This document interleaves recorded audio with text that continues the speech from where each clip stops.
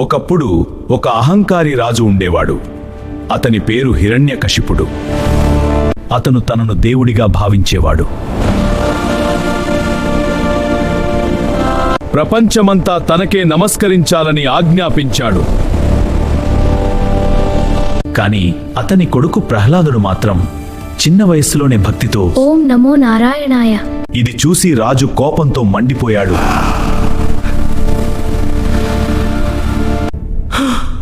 నన్నే పూజించాలి! నాన్న, నిజమైన దేవుడు విష్ణువు మాత్రమే.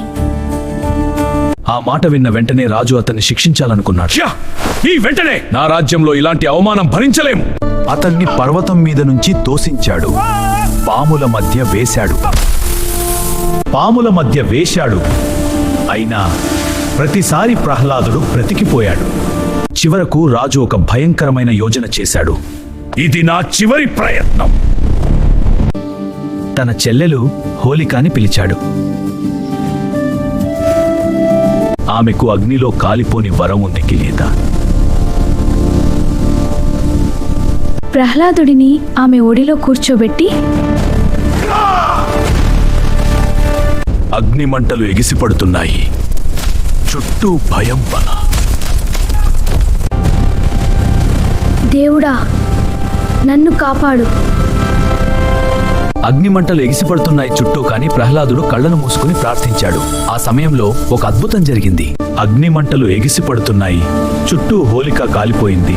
ప్రహ్లాదుడు మాత్రం కాపాడబడ్డాడు. ఎందుకంటే భక్తిని ఎవరూ కాల్చలేరు. ఇదే రోజు మనం హోలికా దార జరుపుకుంటాము. కృష్ణ, నువ్వెందుకు ఇంత నల్లగా ఉన్నావు?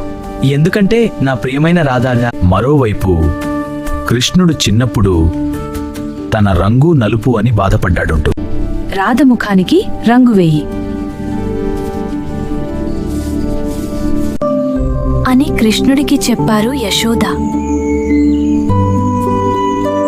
కృష్ణుడు రాధకు రంగులు పూశాడు. అలా చేశాడు. అందరూ నవ్వుతూ రంగులతో ఆడుకున్నారు. అప్పటి నుంచి హోలీ అంటే రంగుల పండుగగా మారింది. ఈ కథ మీకు నచ్చితే ఇలాంటి కథల కోసం ఏ కథలు ఛానల్ని లైక్, షేర్, సబ్స్క్రైబ్ చేయండి ఫ్రెండ్స్.